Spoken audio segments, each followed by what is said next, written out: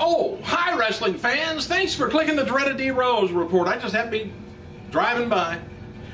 Hey, the last WWE Diva main event on Raw is featured on this week's episode of WWE Vintage Collection. That's the Women's Championship match between Trish Stratus and Lita from December 6, 2004. Other matches, if you get this on, I guess it's on demand, Dusty Rhodes and Dustin Rhodes taking on the $1 Million Man, Ted DiBiase, and Virgil. That was a live WWF event, November 24, 1990. Midnight Express and the Rock and Roll Express. It was a WCW Worldwide. That was back in 1987, July 11th. Bret Hart taking on Shawn Michaels in the Steel Cage from WWF television taping, December 1st of 1993. Not to 1993, but within 1993. Hey, Jerry the King Lawler appears, going to be appearing for Mid-South Championship Wrestling March 3rd at the Charles Strong Recreation Center in Arkansas.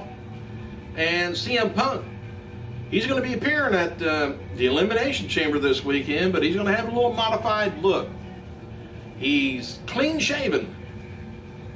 Not his head, but his face. Anyway, he did that for media appearances, I guess, Friday, promoting the pay-per-view. The WWE champion appeared on Real Milwaukee, whatever that is, and was asked why he no longer has facial hair, which I would say it's none of your damn business. But he answered.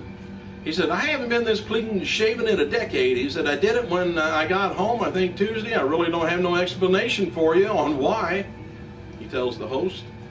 Punk also talks about the origin of his name, his straight-edge lifestyle, and finishing maneuvers and more.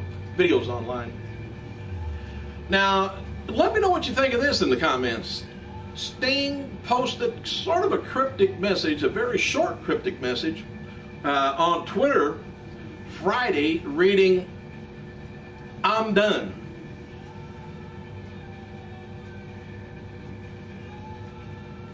Anyway, the message was retweeted by the official Twitter feed of Impact Wrestling. I don't know. Mr. Anderson, by the way, appears from Impact Wrestling. It's a straight-to-video movie called Dogs Lie, and it's by Vanguard Cinema. Anyway, the superstar announced on Twitter it's going to be released April 26th, and there's a trailer online for it too. Christy Hemming's been handling ring introductions for this week's Impact Wrestling live tour of West Virginia. James Storms, he's featured on the cover of the latest issue of Inside Wrestling. And Mickie James is finalizing her second music album and plans to release it in the spring. It's kind of strange because I don't even know how the first album did. Don't know anybody that's got it. Don't know anybody that's ever heard the thing, but he's got another one going. And last summer, the TNA Knockout sought $5,000 in donations from fans to help have it produced. She raised $16,500. Now, what would she do with the rest of that money? TNA television champion Robbie E. is now writing a weekly column for Spike.com. He writes in character about the big game. The former women's champion knockout Taylor Wilde, believe it or not, 26 years old, stated on Twitter she's getting married today. I wish you'd have told me earlier. I would have took off and see if I could find a damn thing. All right, happy birthday to former WWF wrestler and announcer Raymond Rougeau, 57 years old. And stick with me with all this. There's 3 people we've lost in the wrestling world on this date. Firstly, 1989, one-time NWA women's champion Mildred Burke died, age of 73 years old. Burke died after suffering a stroke at her home in Northridge, California. Secondly, in 1993, one-time NWA and WWF Intercontinental Champion Kerry Von Erich died at just 33 years old. Kerry committed suicide by shooting himself in the chest while driving his car off a steep cliff. I guess he wanted to make sure he got the job done, I guess. Kerry was suffering from depression at the time of his death, and as his wrestling career seemed to be stuck in a rut, He had recently been indicted on drug charges. And lastly, in 1995, one-time ECW tag champion Eddie Gilbert died, also at 33. Man. His first exposure came in the Tennessee-based CWA promotion, where he won the AWA Southern Tag Team titles, and then moved on to the UWF, and where he got his name Hot Stuff. And Eddie Gilbert had then had a brief spell with USWA, SMW, and WWC before dying of a heart attack. Chest injuries suffered in a 1983 car accident, as well as painkillers, have been cited for contributing factors. All right. Kevin Nash, Sean Waltman's going to be hosting a beach party during the WrestleMania 28 weekend in Miami. The party is sponsored by Pro Wrestling Report Show and will feature Nash, Waltman, Kit James, Hurricane Helms, Headbangers, Robbie E. Party takes place March 30th, 7 p.m., so don't be late. And my God, take a video camera. Send pictures. Anyways, close at the, 7 p.m. till close. And it's Ocean 10 at Ocean Drive, South Miami Beach, Florida. $99 VIP tickets and $15 online advance tickets are on sale at ProWrestlingShow.com. All right, what else have I got here? Officials have been working on the idea about Christian's return and how he's going to be involved in Edge's 2012 Hall of Fame induction. And this one under the radar. The WWE superstars Chris Jericho, Kofi Kingston, John Cena visited the troops stationed in Southwest Asia earlier this month. The visit was put together by the USO, and Jericho had the following to say about his meeting with the members of the 380th Air Expeditionary Wing. He says, "I love coming out to visit the troops. Whenever I get a chance to visit the troops who are deployed, they tell us thanks, but really it's us who thank them. And we're only out for a few days, and they're out for a lot longer than that." Vicky Guerrero, by the way, continues to endorse Tamina Snuka. On her Twitter, Vicky wrote Friday, said, "This Sunday's Chamber pay-per-view, watch Tamina Snuka defeat Beth Phoenix. I'm ready for a new women's champion to become Diva Championship."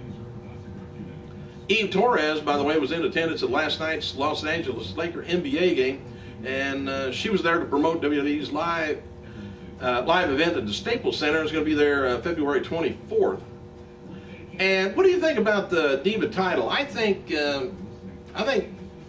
Beth will hold the title until she goes against Karma, and Karma will then win the title. But if they don't have the show till or the match till WrestleMania, I don't know. I was hoping Medusa would become involved with Beth Phoenix, and with the old women's championship belt versus the Diva. Don't know how it's going to work out unless she loses the belt before. Maybe she'll lose it to Tamina. I don't know. I kind of doubt it. They're pushing her, but I'm on the fence on that. Hey, WWE Hall of Famer Jerry the King Lawler is going to be appearing at Wichita Thunder hockey game, I guess. Thunder is releasing the video of Lawler doing an angle with a Missouri Maverick fan. As seen on Monday's Raw Super Show, David Otunga told John Laurinaitis that he had no idea, or he had an idea which would make Laurinaitis the permanent general manager of both Raw and SmackDown. Pardon me. Laurinaitis brought up the angle on Twitter this weekend. He says, EVP of Talent Relations, interim general manager of Monday Night Raw and manager of Friday Night SmackDown sounds nice. That's too much to say. Not many details are available, but Mick Foley wrote on Twitter that he was at WWE headquarters this weekend to shoot footage for a new DVD on the Attitude Era. And if that's what it's called, I'll get it. All right, WWE released the following on Friday. Declares quarterly dividends. They announced at the board of directors today that the company's quarterly dividends of 12 cents per share for Class A and B shares of common stock. The record for the date of the dividends will be March 15th, and the payment due date will be March 26th. So you'll get 12 cents a share on March 26th. Phew, I wish I had a few million shares. That'd be quite a bit. Hey, announcer Booker T has released his latest Fab 5, and they are number 5, Daniel Bryan, Dolph Ziggler, Hunico, Wade Barrett, and number 1, Sheamus. Jim Ross says he will likely do NBA color commentating next week at the Boston Celtics when they play Oklahoma City Thunder. And WWE has announced their annual shareholders meeting was going to be at WWE headquarters April 27th, 10 p.m., so don't be late. WWE Hall of Famer Shawn Michaels has kicked off his own WrestleMania 28 charity raffle. The raffle is going to be raising money for Operation Homefront in San Antonio, Texas. The Children's Hunger Fund and Ronald McDonald House grand prizes are, if you want to check it out, check out his website. Anyway, the winner and a guest will get 2 premium tickets to attend WrestleMania 28 in Miami, and of course on April 1st, as Shawn Michaels' guest. Winner and a guest. Oh, the other thing you get is the winner and a guest will enjoy a 30-minute private meet and greet with Shawn Michaels for photographs and autographs. Winner also will get a 3-night hotel accommodations for Friday, March 30th, day before, and March 31st, day after. So, a single room, double occupancy, and winners will also receive $2,000 if needed, if used for travel expenses. And I need it, and I'll use it. And the winner also receives a cash amount of $1,754.50 to mitigate the winner's tax liability that results from winning the raffle. The prize is withheld and paid. This prize is withheld and paid on behalf of the winner directly to the IRS. Oh, and the Commonwealth of Massachusetts gets $304.50. Diamond Dallas Page appears on ampdradio.com tonight about 9 o'clock. He's interviewing Kenny Bolin. If you don't know Kenny Bolin, OVW, very big round guy. Matt Hardy, he's going to be launching an official website next month via MattHardyBrand.com, and his girlfriend Bree Sky is there developing it. Chris Heroes changed his Twitter handle to reflect the Florida Championship Wrestling ring name of Cassius Ono. The account is located at Cassius Ono. Says he changed his avatar to KO logo. And regarding his name change, small change, you all, he says, thanks to everyone for your support and attention, and even the criticism. Let's enjoy the ride. That's what I say. Hey, thanks you guys for clicking. I gotta go.